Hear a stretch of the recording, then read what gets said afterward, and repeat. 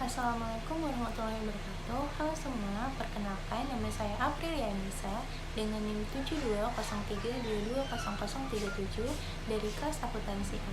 Tujuan dibuatnya video kali ini untuk memenuhi ujian tengah semester pada mata kuliah akuntansi keuangan daerah. Materi yang akan saya bawakan hari ini mengenai menganalisis aset dan mengungkapkan pelanggaran yang tersembunyi. Pembahasan pertama ada pengenalan konsep analisis aset. Analisis aset adalah suatu proses untuk mengevaluasi nilai dan kinerja aset yang dimiliki oleh perusahaan atau individu. Tujuannya ialah untuk memahami bagaimana aset tersebut dapat memberikan manfaat bagi pemiliknya, serta mengidentifikasi potensi risiko atau peluang yang terkait dengan aset tersebut.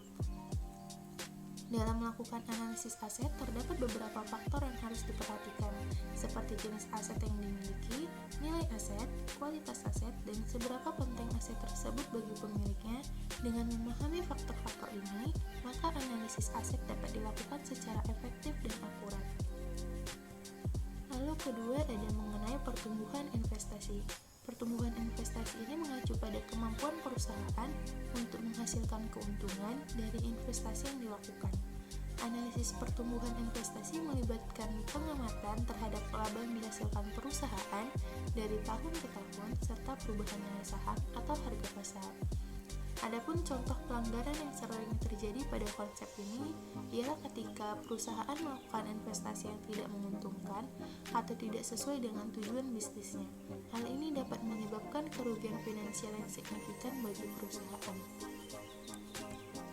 Lalu yang kedua ada pertumbuhan aset tetap.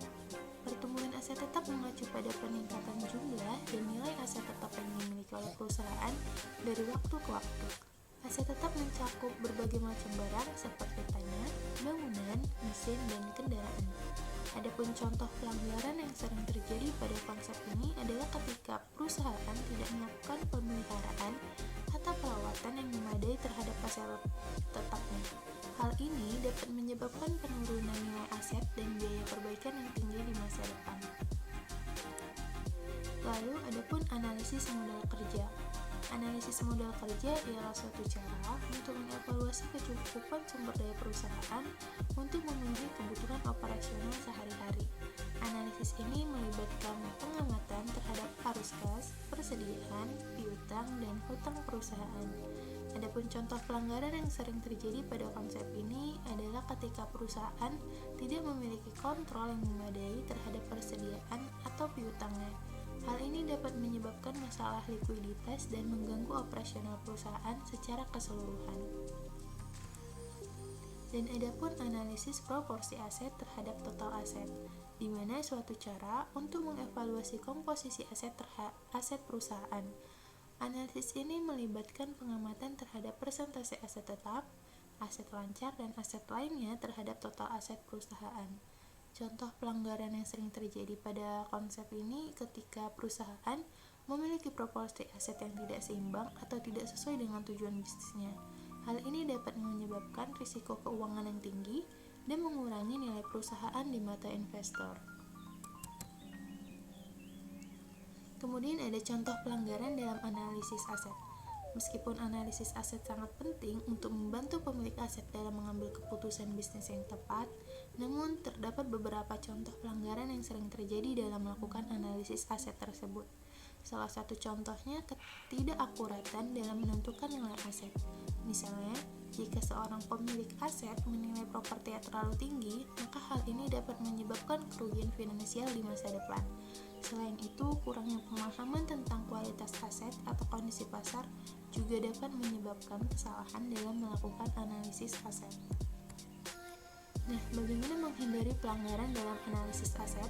Untuk menghindari pelanggaran dalam melakukan analisis aset, ada beberapa hal yang harus diperhatikan. Yang pertama, pastikan bahwa nilai aset yang ditentukan akurat dan didasarkan pada data yang valid. Kedua, lakukan riset pasar untuk memahami kondisi pasar dan kualitas aset yang dimiliki. Dan yang ketiga, gunakan metode analisis yang sesuai dengan jenis aset yang dimiliki. Selain itu, penting juga untuk memperbarui analisis aset secara berkala, terutama jika terdapat perubahan signifikan dalam kondisi pasar atau kondisi aset yang dimiliki. Dengan melakukan hal-hal ini, maka pemilik aset dapat meminimalkan risiko dan memaksimalkan manfaat dari aset yang dimilikinya. Kemudian jenis-jenis aset yang dapat diambil sebagai contoh dalam analisis aset. Ada banyak jenis aset yang dapat diambil sebagai contoh dalam analisis aset tergantung pada tujuan dan kebutuhan pemilik aset. Beberapa contoh jenis aset yang sering dianalisis seperti properti, saham, obligasi, kendaraan, dan peralatan kantor. Dalam melakukan analisis aset, penting untuk mempertimbangkan karakteristik masing-masing jenis aset, seperti likuiditas, volatilitas, dan potensi pengembalian investasi. Dengan memahami karakteristik ini, maka pemilik aset dapat membuat keputusan yang lebih bijaksana dan efektif dalam mengelola aset yang dimilikinya. Kemudian, manfaat dari analisis aset. Melakukan analisis aset memiliki banyak manfaat bagi pemilik aset. Pertama, analisis aset dapat membantu pemilik aset dalam mengambil keputusan bisnis yang lebih baik dan efektif. Yang kedua, analisis aset dapat membantu pemilik aset dalam meminimalkan risiko dan memaksimalkan manfaat dari aset yang dimilikinya. Dan yang ketiga, analisis aset dapat membantu pemilik aset dalam memahami kondisi pasar dan tren investasi. Dengan demikian, analisis aset merupakan salah satu hal yang sangat penting dalam mengelola aset, baik bagi perusahaan maupun individu. Dengan melakukan analisis aset secara teratur dan akurat, maka pemilik aset dapat memperoleh manfaat yang lebih besar dari aset yang dimilikinya. Nah, kesimpulan untuk kita yaitu analisis aset merupakan suatu proses yang sangat penting dalam mengelola aset, baik bagi perusahaan maupun individu. Dalam melakukan analisis aset, penting untuk memperhatikan faktor-faktor seperti jenis aset, nilai aset, kualitas aset, dan seberapa penting aset tersebut bagi pemiliknya. Meskipun terdapat beberapa contoh pelanggaran yang sering terjadi dalam melakukan analisis aset, namun hal ini dapat dihindari dengan melakukan penilaian yang akurat dan memperbarui analisis aset secara berkala. Melakukan analisis aset secara teratur dan akurat akan memberikan banyak manfaat bagi pemilik aset, seperti membantu dalam mengambil keputusan bisnis yang lebih baik, meminimalkan risiko, dan memaksimalkan manfaat dari aset yang dimilikinya. Nah, baik, sekian. Itu saja dari saya. Apabila ada salah penyampaian dan salah kata, saya mohon maaf. Semoga video saya bermanfaat bagi kita semua.